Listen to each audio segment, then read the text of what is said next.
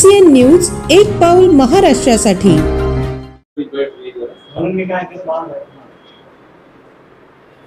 नमस्कार, मी विजय भगवानराव वाडेकर, शहराध्यक्ष भारतीय जनता युवा मोर्चा।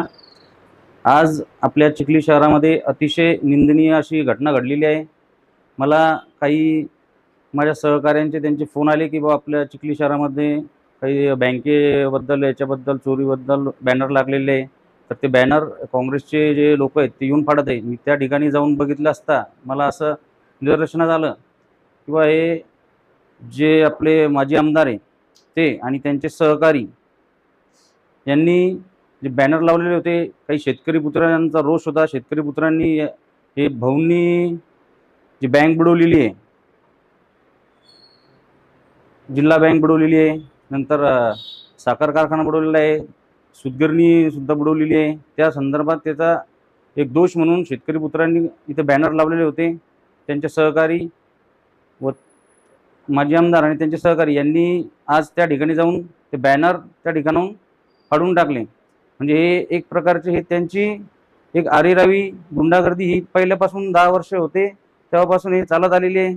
आणि हे लोकांना, जनतेला लाईव्ह व्हिडिओ करून हे करून त्यांना गप्पा सांगत आहे की बा हे बॅनर आम्ही आमच्या विरोधात लावलेले आहे। तिच्यावर कोणत्याही बॅनरवर मी बघितले, कोणत्याही बॅनरवर त्यांच्या नावाचा उल्लेख नव्हता, माजी आमदाराचा कुठल्याही त्यांच्या पक्षाचा उल्लेख नव्हता, काहीच नव्हता। म्हणजे हे हिच्याहून हे सिद्ध होतं की बा यांनी स्वतःच एक गृहीत धरले की हे बॅनर आपल्या विरोधात लावले। हिच्याहून यांनी मान्य केलं की बँक मी बुडवलेली आहे, कारखाने मी बुडवलेले आहे, सूतगिरणी मी बुडवली आहे, म्हणून ते स्वतः त्यांचे सहकारी घेऊन त्यांनी ते बॅनर फाडले।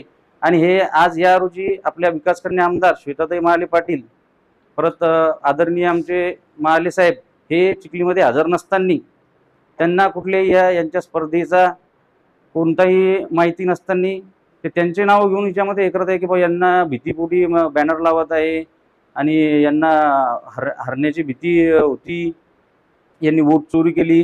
आता वोट चोरीसाठी माननीय आपल्या निवडणूक आयोगाने डिक्लेअर केलेलं आहे, कोर्टामध्ये सिद्ध झाले की आजपर्यंत कुठलीही वोट चोरी या ठिकाणी झालेली नाही। आणि हे यांना चॅलेंज करता की बाबा मी बँक बुडवली, हे नाही मला हे साहेबांना नाव घेऊन उद्देशून त्यांनी बोलले की बा कुठलेही मी बँक बुडवली हे नाही। मग तुम्ही चॅलेंज करता तर मग त्यांचं बॅनर का फाडले तुम्ही?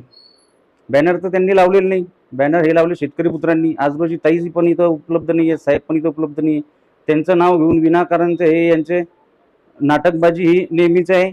माझं हे म्हणणं आहे की बाबा शेतकरी पुत्र आहेत, त्यांनी बॅनर लावले तर त्यांना उत्तर द्या ना, त्यांना चॅलेंज करा।